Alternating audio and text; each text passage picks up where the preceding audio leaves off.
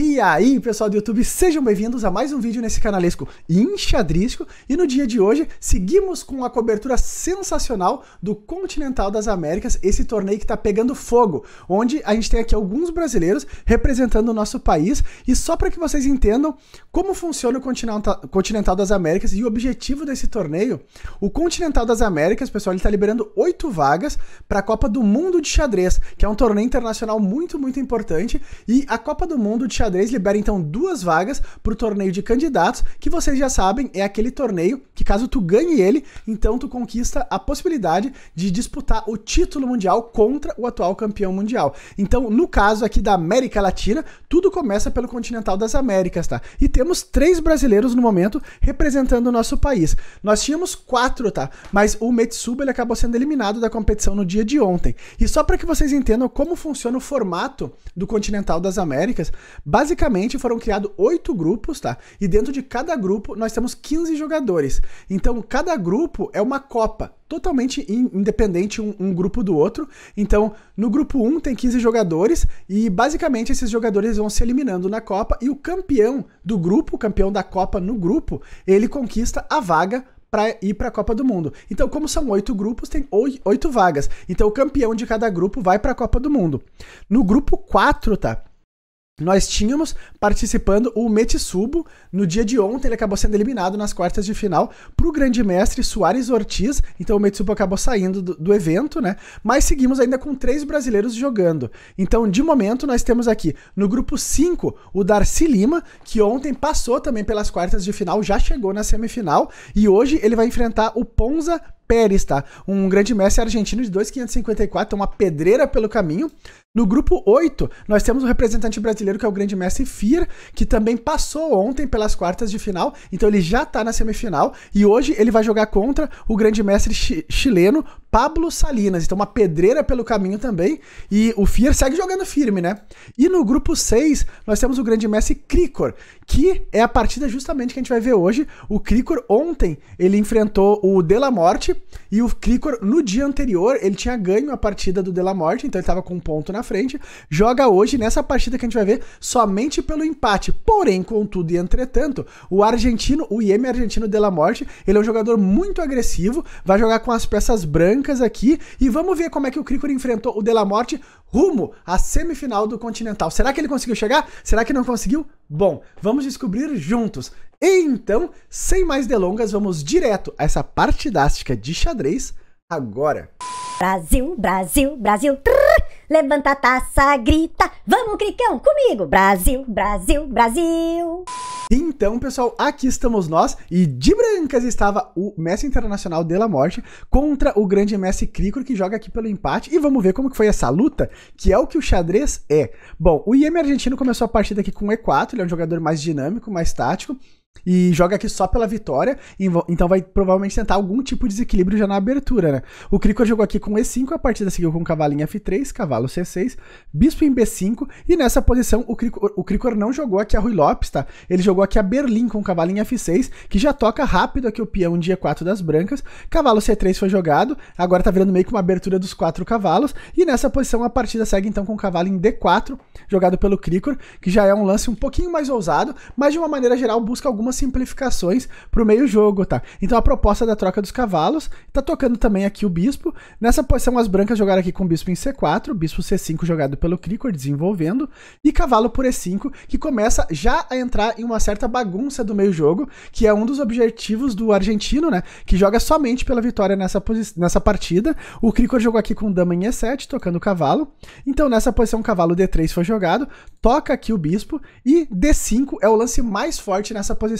O Krikor acerta um lance agressivíssimo para cima do IEM, só que esse lance também, de certa maneira, vai levar para uma posição bem bagunçada, que de certa forma, talvez, seja o que o argentino está procurando. Mas é uma bagunça boa aqui para as pretas, mas claro, estamos entrando numa bagunça, né? Então, nessa posição aqui foi jogado cavalo por D5, outra linha possível seria fazer bispo por D5, tá? Leva para parece que vai levar para algumas complicações, mas de uma maneira geral pode simplificar mais a posição, porque se isso acontecesse na partida, o Krikor poderia jogar cavalo por D5, e depois de cavalo por D5, dama por E4, pode voltar aqui o cavalo para E3 cobrindo, né, defendendo aqui o ponto de G2 também. Tem uma ameaça agora aqui do bispo em C5, as pretas poderiam jogar aqui com bispo D6, e essa posição é uma posição ok pro Krikor, que joga para empatar a partida, né, com o empate já favorece, porque as pretas não tem nenhum tipo de problemas aqui, inclusive as pretas devem estar melhores nessa posição, porque o bispo de C8 aqui ele tá com a diagonal para sair livre, eu já tô com o bispo ativo, um cavalo ativo, a dama tá ativa, eu posso rocar aqui no próximo lance, e as brancas têm alguns problemas para desenvolver ainda o bispo de C1 e conectar as torres, né, tem muita peça aqui embolada. Então, claro, o Iemer argentino ele não entrou nessa variante, tá? Quando veio aqui o D5 do Krikor, o De La Morte ele tomou de cavalo, aqui ele fez cavalo por D5, e agora entra numa verdadeira muvuca posição, porque o Krikor aqui ele faz o lance dama por E4, então já tem uma ameaça aqui de capturar também o cavalo, né? E nesse momento foi jogado aqui o lance rei F1, que entra na bagunça completa, porque o Krikor pode tomar aqui o cavalo, mas tá caindo também aqui o bispo de C5. E nessa posição foi mais ou menos por aí que seguiu, tá? Cavalo por D5, cavalo por C5, e agora tá caindo aqui o peãozinho de C2, o Krikor jogou dama por C2 jogado pelo Iemer argentino, cavalo por, tô tocando aqui a torre, só que nessa posição o De La Morte ele não defendeu a torre dele, tá? Entrou na loucura total, querendo criar algum tipo de desequilíbrio, ele jogou aqui o lance bispo por D5, permitindo a captura da torre e apertando aqui o peãozinho de B7. Então o Krikor nessa posição ele jogou sim cavalo por A1, já que me regalas uma torre, pois toma uma torre e vamos Brasil, né? Nessa posição foi jogado aqui cavalo por B7 e roque pelo Krikor. Então, basicamente, o Krikor tá com qualidade a mais, ele tá com o cavalo trancado aqui, e esse é um dos temas que vai acabar surgindo. O Iemer argentino vai tentar capturar esse cavalo e fazer meio que uma comparação ali, uma troca de uma torre por duas peças, o que nesse caso seria perigoso para as pretas, né? O Krikor aqui jogou, quer dizer, o Iemer argentino voltou o cavalo para C5, atacando aqui a torre, então torre B8 jogado pelo Krikor, bispo em E4 e controlando aqui, né, a fuga do cavalo pela casa de C2, é um lance importante das brancas. Nessa posição o Krikor jogou então torre D8 e a partida segue com rei E2, já preparando para trazer a torre para o jogo também as brancas. Pode estar vindo lances como B3 e bispo B2 para capturar o cavalo. O Krikor aqui jogou o lance torre B5, que é de longe o lance mais forte dessa posição, um lance de engine esse, hein? O Krikor tá ligadão. Tocou aqui o cavalo de C5, a partida seguiu com D4, trazendo um reforço para o cavalo, e torre por D4. De novo, é aquele velho tema, né? As brancas aqui tem que entrar na bagunça, então o Iemer argentino tá lutando pela atividade aqui de alguma maneira, né? Pra tentar criar algum tipo de contrajogo. Bispo em E3 foi jogado agora pelas brancas, toca a torre, toca o cavalo também. Nessa posição o Krikor jogou aqui o lance bispo G4, que é um lance muito forte, muito interessante, tá? Porque tá caindo aqui o peão de B2, ele botou o bispo pra jogar também, um lance muito natural, foi o lance jogado aqui pelo Iemer argentino. O De La Morte jogou aqui o lance F3, que toca o bispo, e agora uma bomba e uma invasão no tabuleiro. Torre por B2. Essa linha aqui é muito interessante. Aqui existem várias possibilidades para as brancas, tá? O De La Morte, ele acabou jogando aqui com bispo em D2, tá? Ele cobriu de bispo, dando o bispo, levando para uma certa bagunça a posição.